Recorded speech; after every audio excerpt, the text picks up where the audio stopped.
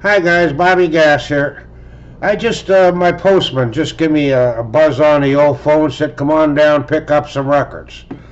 You bet. Come right down, right away. They were, they were from Patrick's auctions. He had two auctions. Well, these are records from two auctions. The first auction, well, the last auction, the one before this or two before this, I forget now. I had bought a Dylan record. I'm a Dylan fan. I got all kinds of his records, promos, radio copies. I think he's Americana, one of the guys that are Americana to me, anyhow. And yeah, Patrick said, the record, I forget what the record cost, but shipping's $25 or something like that, even at Patrick's cheap rate. And he asked me, he says, do you want me to hang on to it, till you get some more records, and piece it together for, and I said, sure, great idea. So that's what we did. And, here, I gotta move my pot.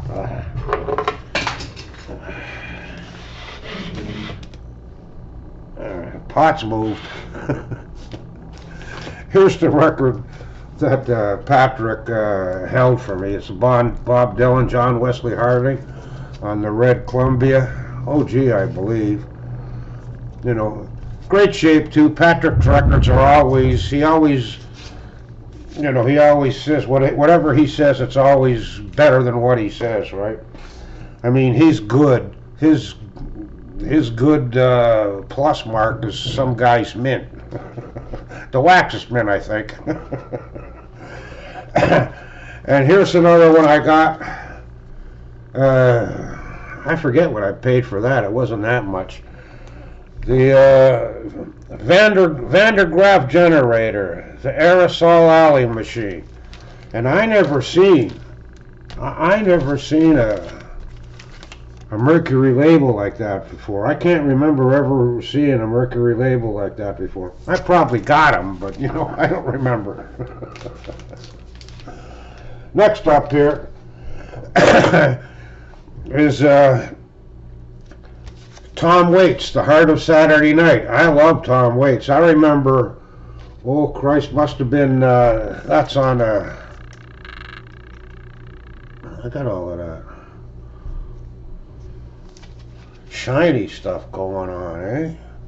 Oh well, it's daytime, what can you do, right?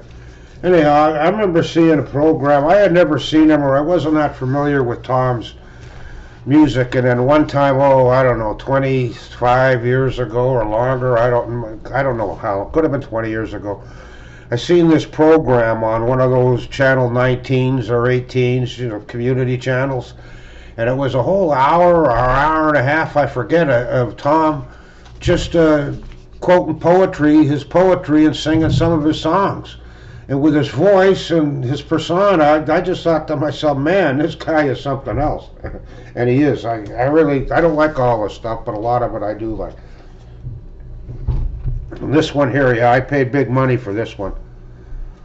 This is the Rolling Stones, Some Girls, with the Lucille Ball inner sleeve.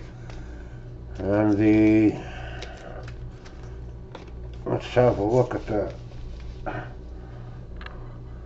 That's very heavy original, eh? They're thick as shit. Those original Stones ones. I paid good money for that. And I just snuck it in under the wire with about a second or two to go. It was up in the $40 range, if I remember correctly. I always forget what I pay for stuff, right? Once you do something, with me anyhow, unless I'm supposed to remember or something like that, I mean, money's just money, eh? I mean, I ain't got any, but, I don't worry about it.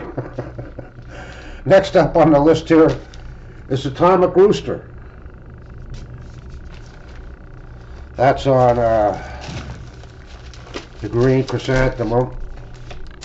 Oh, look at that, there's a sticker on that.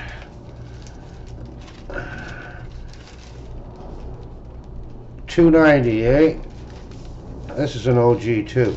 I can get that off with some lighter fluid, no problem. That's the back side of Atomic Rooster.